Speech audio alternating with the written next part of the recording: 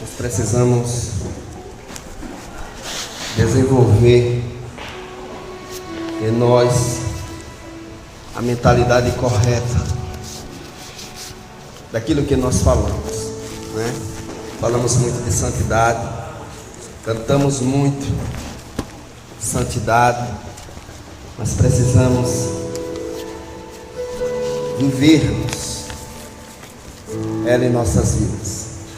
Santidade, ela é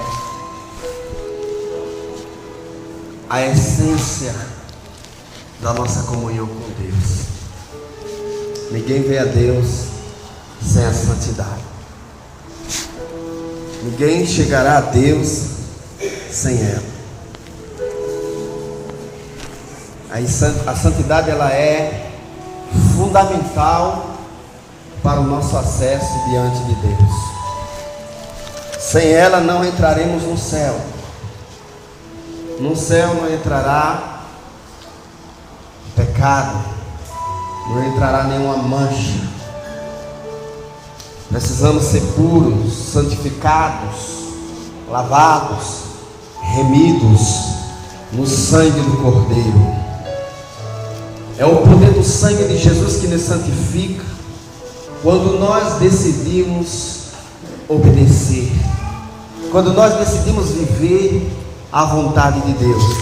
E para chegarmos à santificação, precisamos obedecer os ensinos, obedecer a doutrina, o ensinamento, a instrução, as bases, os fundamentos de uma verdadeira vida cristã, de uma vida de sujeição, submissão à vontade de Deus.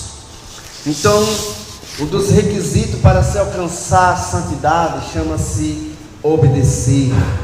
Obedecer os ensinos. Mais do que nunca, no Velho Testamento, Deus, ele demonstra uma grande e extrema preocupação em o povo de Israel obedecer-lhe, obedecer os seus mandamentos, os seus estatutos, as suas ordenanças, obedecer os seus ensinos.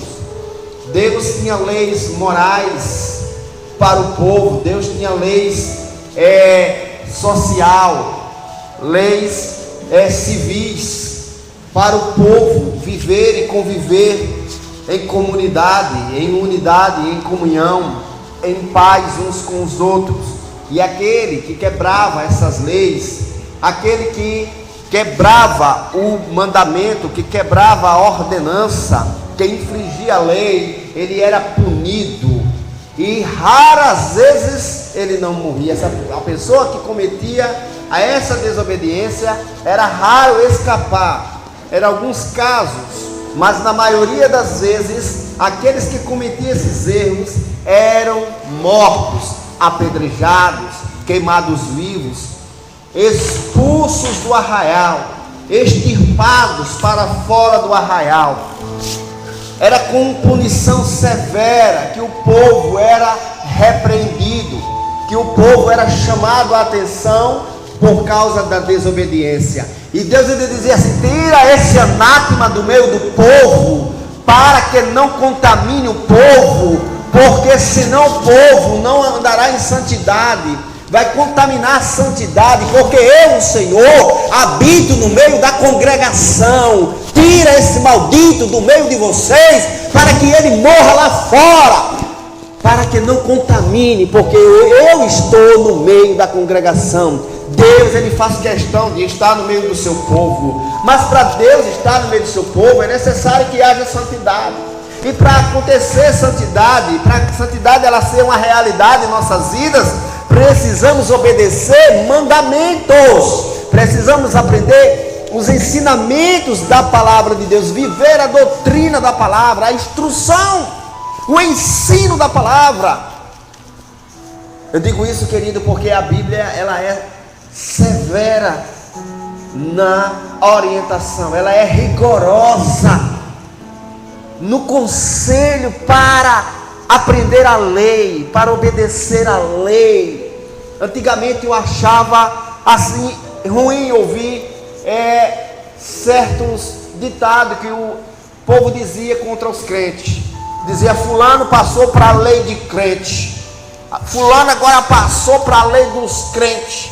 E eu dizia: não é lei dos crentes, gente, não é lei dos crentes não. Aceitou a Jesus, não passou para a lei de crente não, aceitou a Jesus. Mas conhecendo mais a palavra de Deus, nós vamos entender: sem obediência à lei, querido, não há santidade, e sem santidade não vê o Senhor. Tem lei. Jesus, ele não mudou a lei. Jesus, ele não desmanchou a lei.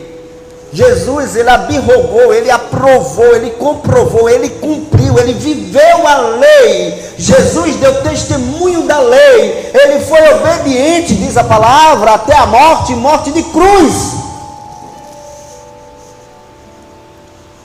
Jesus, ele pegou todos aqueles mandamentos emaranhados de tantas ordenanças do Velho Testamento para descomplicar na mente dos curiosos, dos preocupados, dos carnais, que tanto ficava preocupado em obedecer, porque não queria abrir mão de suas vontades, não queria abrir mão dos seus propósitos, dos seus desejos, das suas vontades humanas, e ficavam procurando brechas na lei.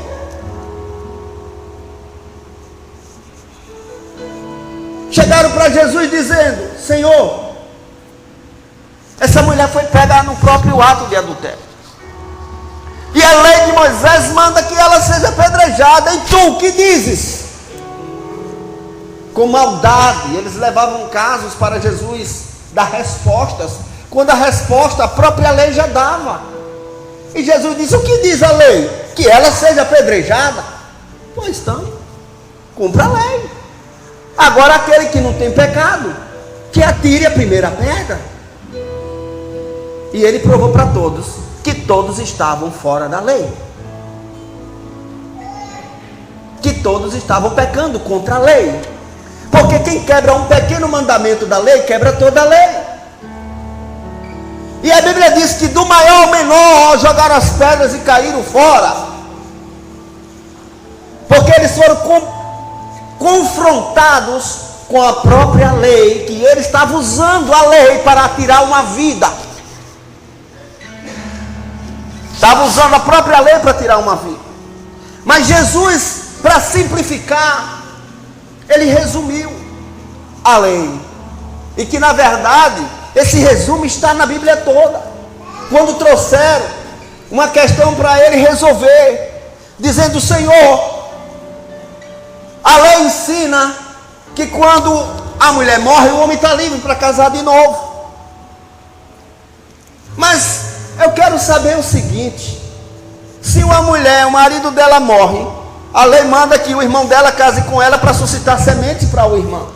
Mas se esse outro irmão morrer, ela tem que casar com o próximo irmão para suscitar semente. E chega a ter 7 maridos e todos eles morrem. Quando ela morrer, que chegar lá no céu, qual desses 7 será marido dela? Mais uma questão para Jesus resolver, usando maldade no coração. E Jesus disse: no céu ninguém se casa e nem se dá em casamento. Serão todos como os anjos. Não serão anjos, serão todos como os anjos. Como? Não tem opção sexual, não tem desejo sexual. O prazer do anjo está em servir, obedecer e adorar ao Criador. A realização e o prazer, o maior gozo de um anjo está em obedecer, servir e adorar ao Criador. E todos nós, quando chegarmos lá na glória celestial, o nosso maior prazer vai ser em adorar e servir ao nosso Criador. Não terá sentimentos carnais, porque o nosso corpo, ele terá passado por uma metamorfose, uma transformação, uma mudança imediata no momento do arrebatamento. sofrerá uma transformação, como diz a palavra de Deus. Em um abrir e fechar de olhos, nós que estamos vivos seremos transformados em um corpo de glória. E os que morreram em Cristo serão ressuscitados em um novo corpo de glória, e encontraremos o Senhor nos ares e entraremos na glória celestial com um novo corpo de glória. Então, esses sentimentos, esses pensamentos, essas preocupações mesquinhas é da nossa humanidade, é da nossa natureza humana, terrena, carnal. Os desejos, tudo isso morrerão, desaparecerão quando nós formos transformados, ou quando formos ressuscitados. Então, esse pensamento desses indivíduos, quando perguntaram a Jesus, eles estavam dando um testemunho de carnalidade. E Jesus, ele respondeu dessa forma. E depois Jesus disse a eles, ensinando o seguinte: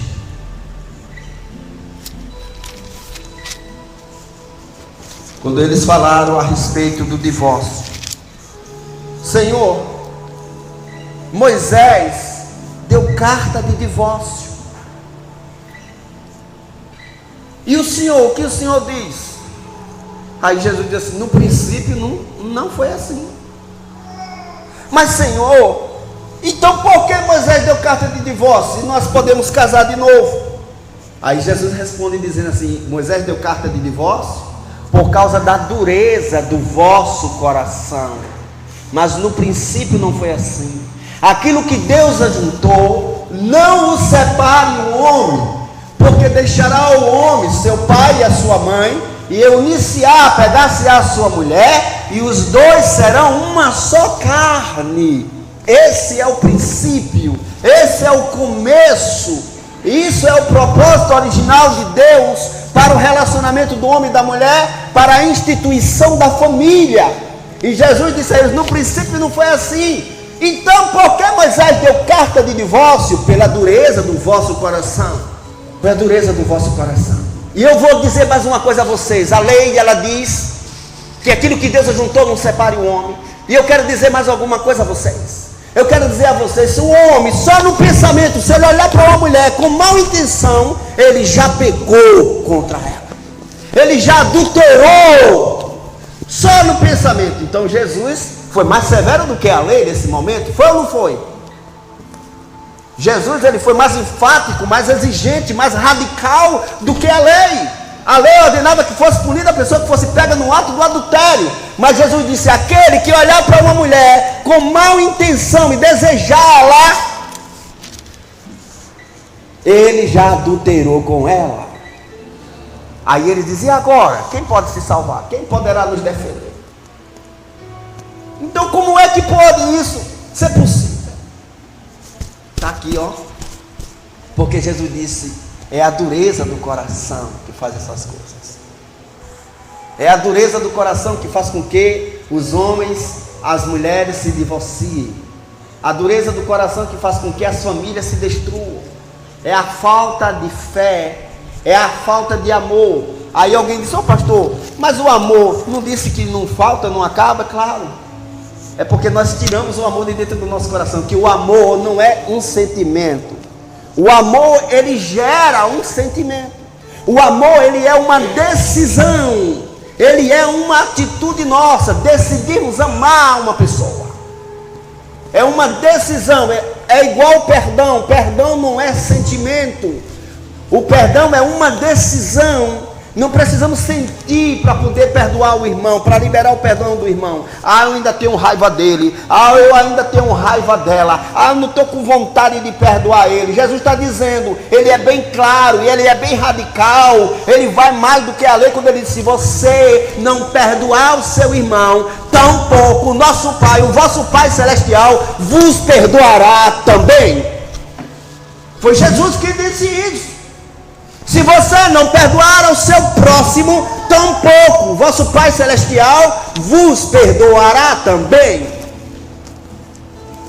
E eu fico vendo Que quem fica reclamando de coisas, dizendo, mas isso é coisa da lei, isso é coisa do passado. Jesus viveu a lei, Jesus pregou a lei, Jesus ensinou a lei, Jesus usou a lei, ele viveu ela e morreu com ela por causa dela.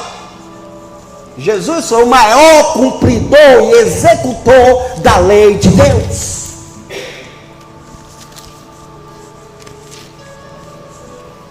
Aleluia. Então, queridos, a dureza do coração faz com que a destruição ela entre em nossa vida, ela entre em nossa casa, na nossa família. É mais fácil nós perdoarmos. Eu aprendi uma coisa e eu vou estar sempre repetindo, porque quanto mais nós repetimos, mais isso fica gravado no nosso coração, na nossa mente, e em um momento vai ficar registrado no nosso coração. E você vai estar ouvindo isso aqui sempre. Melhor é ser feliz do que ter razão. Melhor é ser feliz. Repita. Melhor ser feliz do que ter razão. Bora mais uma vez. É melhor ser feliz do que ter razão. Vou dar um exemplo. Tem uma briga no trânsito. O cara bate no fundo do outro carro. Quem bate no fundo está errado, não é? O da frente desce do carro com raiva e vem para brigar com o que bateu. Ele está certo, não está? Porque bateram no carro dele. Ele está com a razão ou não está? Quando chamar para fazer ali a ocorrência, vai ficar registrado que ele está certo e que o cara que bateu no fundo está errado. A justiça já vai garantir isso para ele, que ele está com razão, certo? Mas ele desce do carro e vai bater boca com outro motorista, e ele vai xingar o outro motorista, e quando ele terminar de xingar, ele recebe uma bala bem no meio da testa. Valeu a pena a razão dele? Resolveu o problema dele? Ele ficou feliz depois da razão? Ele foi bem recompensado por causa da razão? Não, ele morreu antes da hora, porque ele não soube discernir entre o certo e o errado. Ele não teve sabedoria, não teve entendimento. Ele foi debaixo de uma tolice, de uma ignorância, de uma estupidez. Ele não soube abrir mão, ele não soube nem ter paciência, e não soube perdoar, e se acabou. Melhor é ser feliz do que ter razão.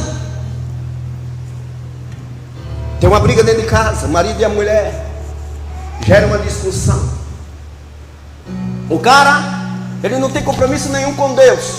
A mulher é uma serva de Deus, ela crê na Bíblia, ela tem experiência da salvação, ela tem experiência do batismo com o Espírito Santo, ela tem experiências de Deus.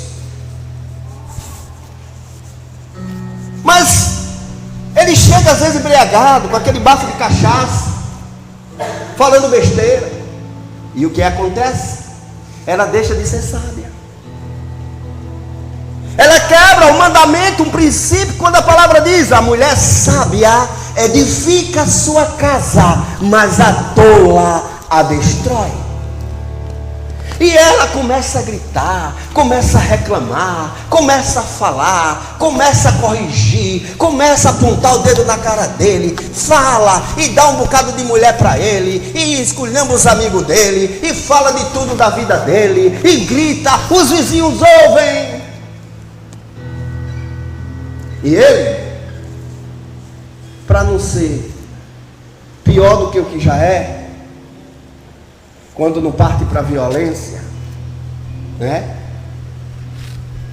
Quando ele não quebra a cara dela todinha, ele, para ser ainda um pouquinho mais justo, ele pega os panos dele, bota em uma mala, numa sacola e vai embora, porque ele não aguenta. E depois disse: mas era uma crente. Vice-versa. Às vezes o indivíduo é crente, a mulher não é. A mulher não bebe, mas a mulher não tem princípios bíblicos. A mulher não pratica uma fé, ela não conhece Bíblia, ela não tem temor de Deus, ela não tem experiência com Deus. Aí se gasta muito tempo na novela, fica nas casas dos outros, das vizinhas, fofoca muito, gera muito problema. E o crente chega em casa, a comida não está pronta, a roupa está suja, está aquele monte de roupa suja, porque ela não teve tempo. E aí começa uma confusão. Ele está certo? Está. Mas se nós não soubermos, irmãos, administrar essas coisas, a tolice nos domina, a tolice dirige os nossos passos, e nós destruímos os nossos relacionamentos. Uma coisa que nós temos que considerar, irmãos, o que é mais importante na nossa vida, são pessoas.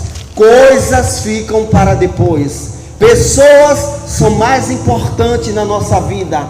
Coisas se administram, se usam, se descartam. Pessoas não, se relaciona, se ama, se perdoa e se convive. São princípios da vida, de coisas que nós precisamos ter ou dar prioridade em nossa vida.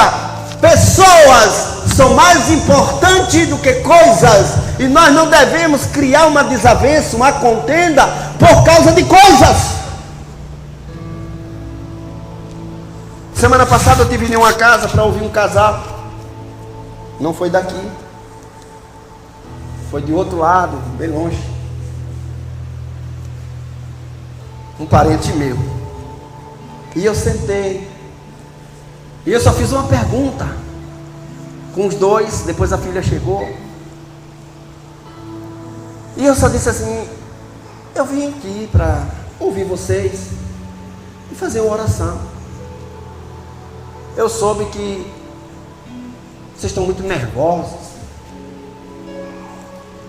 e eu vim ouvir, eu vim orar. Aí o marido começou já falando, a mulher já começou respondendo, e começou aquele negócio que eu fiquei com o meu coração batendo forte já. Eu já comecei ficando triste. Aí a filha chegou da faculdade, entrou na conversa sem ninguém chamar, e brigou mais do que a mãe contra o pai. Reclamou muito mais alto, desonrou e desrespeitou muito mais o pai do que a própria mãe, que já estava fazendo isso. E eu disse: gente, vocês estão brigando por coisas. Vocês estão brigando por coisas. Pelo amor de Deus, vejam se vale a pena o desgaste de vocês. Ninguém está se respeitando, está tendo muito desrespeito, muita desonra. O que é isso? Por causa de coisas, por causa dessa caixa que não era para ficar aqui, porque a casa está feia. A minha mãe precisa ter uma casa bonita, ela tem direito a um conforto, e ele bota essas coisas aqui, não é para ficar aqui, e isso e aquilo outro. Pelo amor de Deus, são coisas, isso não vale a pena. Aonde está Deus nessas coisas, nesse negócio de vocês? A filha respondeu: em lugar nenhum. Eu digo: tá a resposta, você já sabe dela. Isso quer dizer que vocês estão longe de Deus nessa situação, porque são crentes, criados na igreja.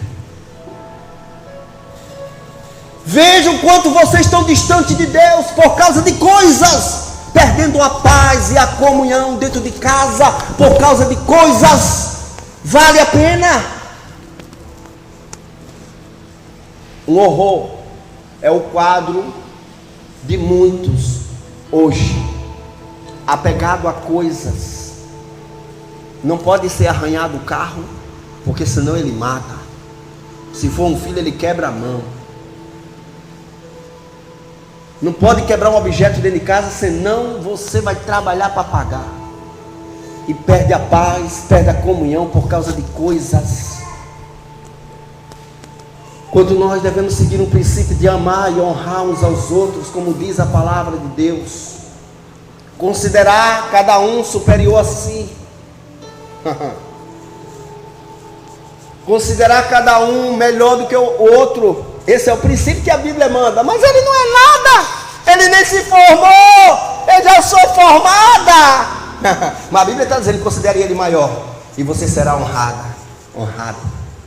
A humildade precede, ela vem na frente da honra. Ninguém será honrado sem antes trilhar o caminho da humildade, da sujeição, da submissão. Ninguém terá destaque, ninguém será reconhecido, ninguém terá glória nenhuma, será honrado, engrandecido, exaltado, porque Deus faz isso sem antes passar, trilhar o caminho da humilhação, o caminho da humildade, da sujeição, da submissão e da obediência. Se não praticar esses princípios, jamais chegará lá. E se aparecer lá como um destaque, ou aparentemente uma honra, ele cai de lá do precipício. A queda é grande, porque não passou pelo caminho correto, foi por atalhos. A humildade precede a honra. Isso serve para todos os setores da nossa vida, seja espiritual, seja a vida sentimental, seja a vida material, seja a nossa vida profissional. Nós temos que aplicar a humildade em todos os setores da nossa vida, em todas as fases da nossa vida, porque a Bíblia, ela ainda está gritando e dizendo: a humildade, ela precede, ela vem na frente da honra. Você só será honrado ou honrada se você viver ou vivenciar, praticar a humildade. E o que é humildade, pastor? É abrir mão da sua razão, é abrir mão dos seus direitos. É o que o Salmo 15 ele diz: é aquele que jura, mesmo com dano, ele não volta atrás da sua palavra, ele honra a palavra que ele falou, ele não muda, ele não tem duas conversas. A pior coisa que tem, querido, é nós lidarmos com pessoas de duas conversas. A gente acerta um negócio com o infeliz aqui agora, eu vou buscar o dinheiro, aí quando vem, aí ele já mudou.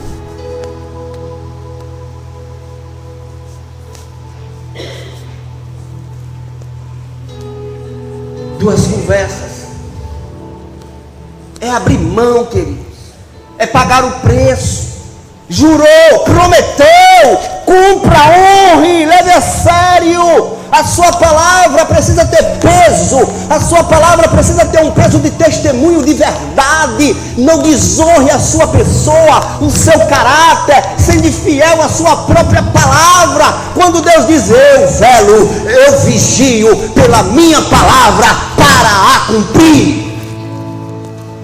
O próprio Deus, ele vigia naquilo que ele já prometeu, para ele cumprir o que ele prometeu, para ele não quebrar a sua própria promessa. E ele faz questão de dizer: eu vigio, eu velo pela minha palavra para cumprir. Ele está dizendo: eu estou atento a tudo que eu falei, a tudo que eu declarei, eu estou atento para cumprir. E nós estamos atentos aos nossos compromissos, aquilo que nós abrimos a nossa boca e pronunciamos decreto de responsabilidade e de compromisso.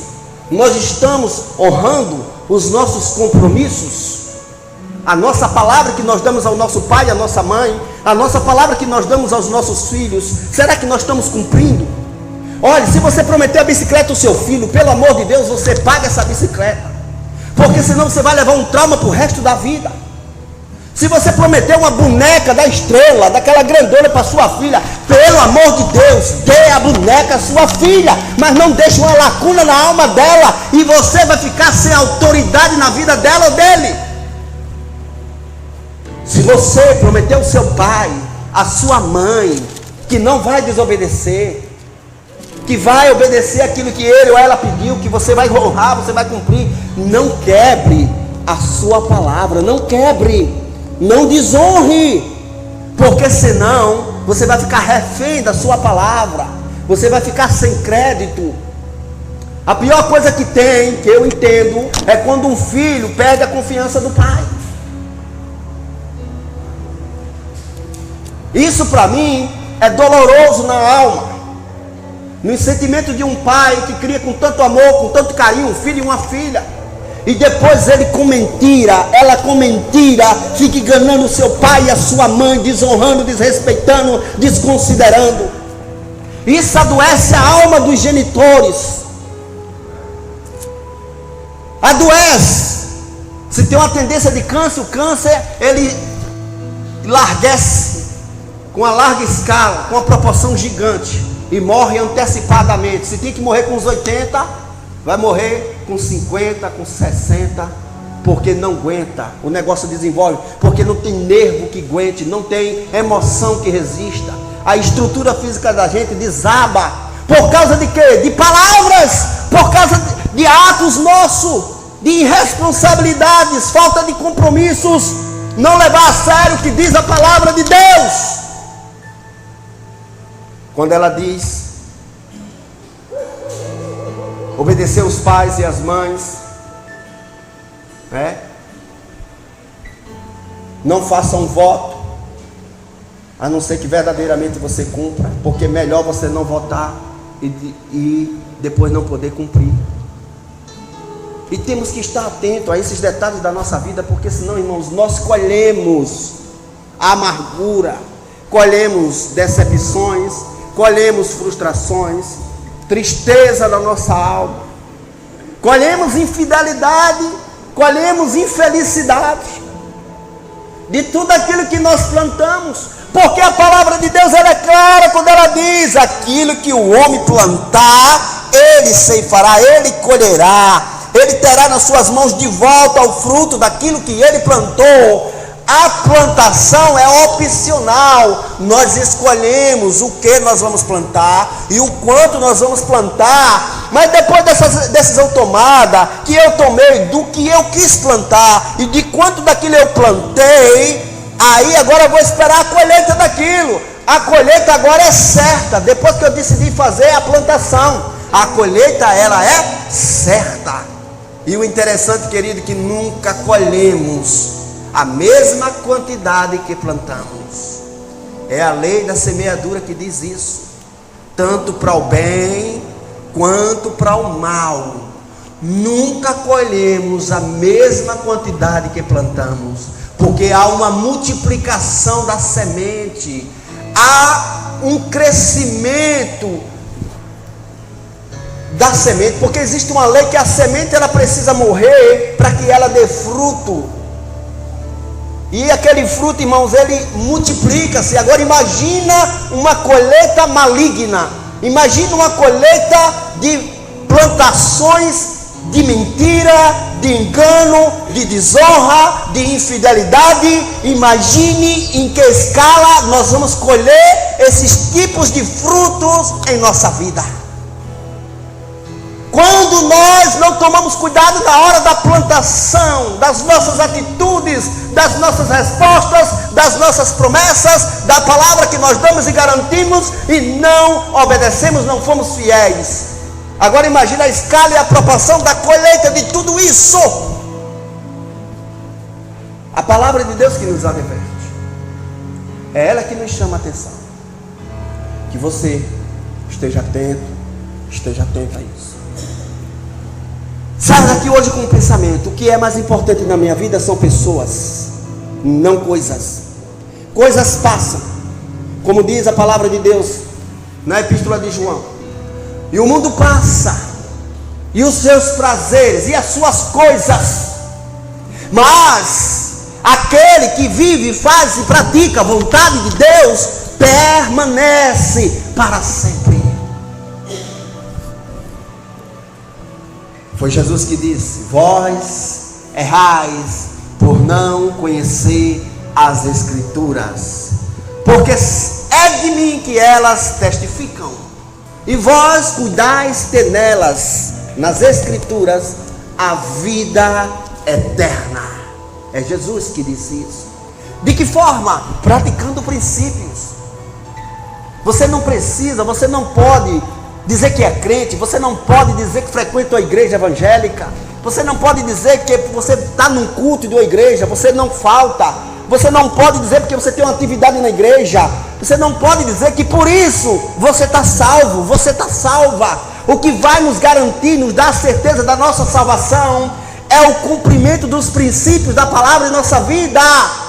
É a palavra, ela moldando e mudando o nosso caráter, a nossa personalidade, gerando em nós santificação, separação do errado para o certo, separação da treva para a luz. A palavra vai fazendo a diferença em nossa vida quando em humildade nos sujeitamos aos ensinos da palavra de Deus. Não adianta quebrar princípios, porque no céu não entra.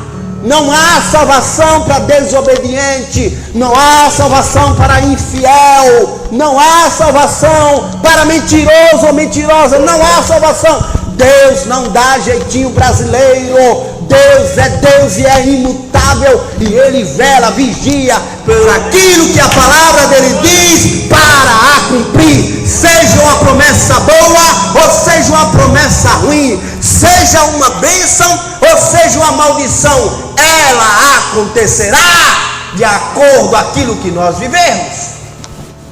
É verdade. No Velho Testamento, o que mais encontramos é Deus dizendo: se atentares, se obedeceres, se honrares,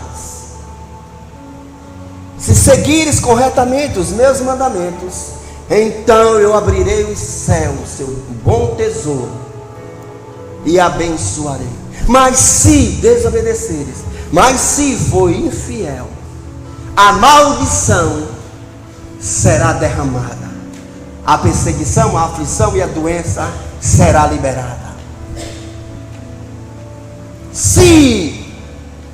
Então Deus, Ele vera por aquilo que Ele está dizendo. Se eu sigo corretamente, se eu me esforço, se eu pratico, se eu creio, recebo a palavra, se eu me sujeito, se eu vivo em humildade, a bênção do Senhor me acompanhará. Mas se eu quebro o princípio, quebro o mandamento, vivo o contrário, se eu vivo errado, a maldição acompanhará.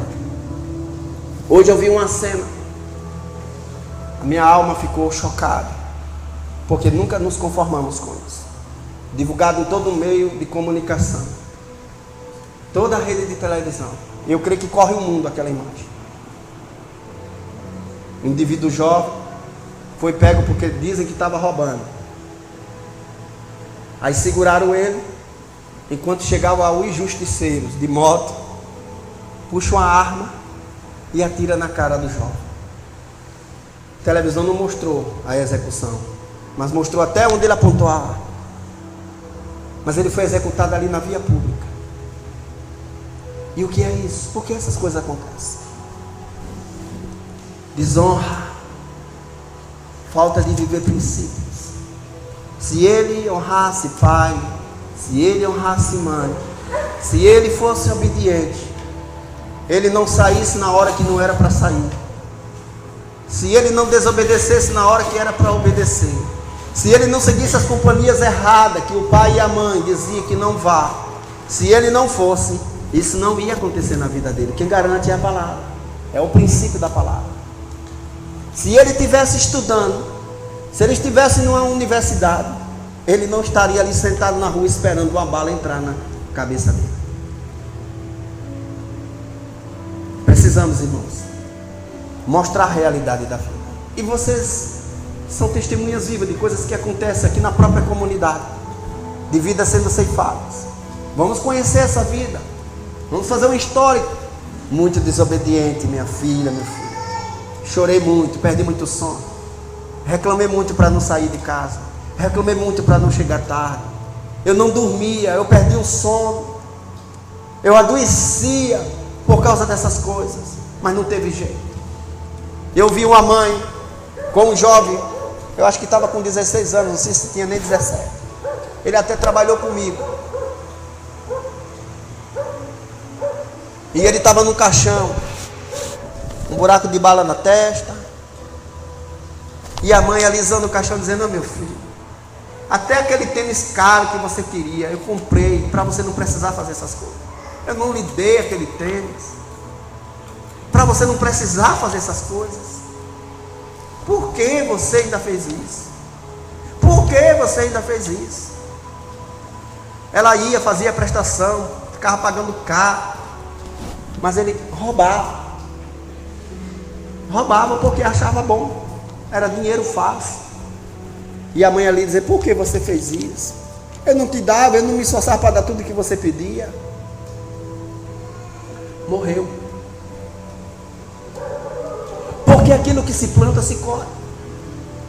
Porque ele mesmo ficava lá na própria rua dizendo, dando risada dos crimes que ele fazia, do medo das pessoas, ficava rindo da cara das pessoas que ele fazia o crime. Resultado, uma colheita. Jovem. A palavra de Deus, ela existe para te dar vida, meu irmão, minha irmã. Ela existe para garantir a tua fidelidade ou a tua felicidade. Quer ser feliz? Viva a palavra. Pague o preço. Tudo vai ficar mais leve, você vai sofrer menos. Quando nós obedecemos, nós sofremos menos. Não deixamos de passar, irmãos, aflições nessa vida. Mas nós passamos aflições com a segurança, com a certeza de que o Senhor, Ele nos dará vitória. Ele nos dará força. E nós não perdemos a esperança e nem a alegria da nossa salvação. Mas quando nós não obedecemos, perdemos a alegria da salvação. Perdemos a paz. Porque não seguimos aquilo que a palavra diz. Vamos ser sábios, não tolos. Vamos ser praticantes, como diz o apóstolo Paulo. Sede praticantes da palavra, não ouvintes, mas sede praticantes da palavra. E praticar a palavra, irmãos, é amar o próximo, é perdoar o próximo, é abrir mão da sua razão, é entender que são vidas, que Jesus ama aquela vida mesmo errada, aquela vida mesmo problemática. Jesus não quer que ela vá para o inferno, Jesus não quer que ela morra, Jesus quer que ela seja transformada, Jesus quer que ela seja alcançada. Por isso Ele morreu na cruz do Calvário por essa pessoa, e eu tenho que olhar para essa pessoa, por mais errada que ela esteja, com os olhos de Jesus, um olhar de amor e de perdão e de misericórdia.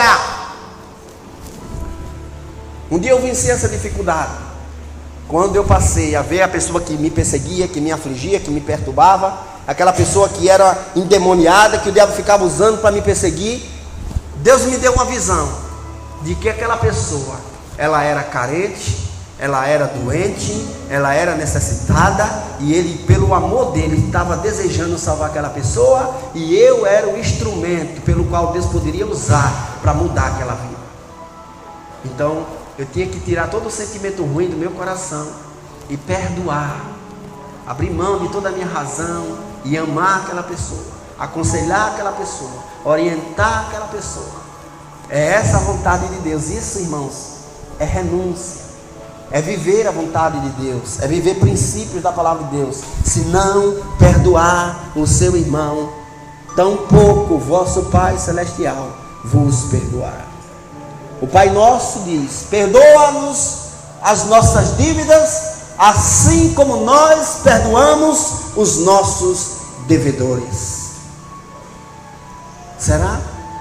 Para você orar essa oração, pergunte ao seu coração se realmente você está perdoando as dívidas dos seus devedores, daqueles que te devem, daqueles que te causaram mal, te causaram dano, que você ficou com a razão.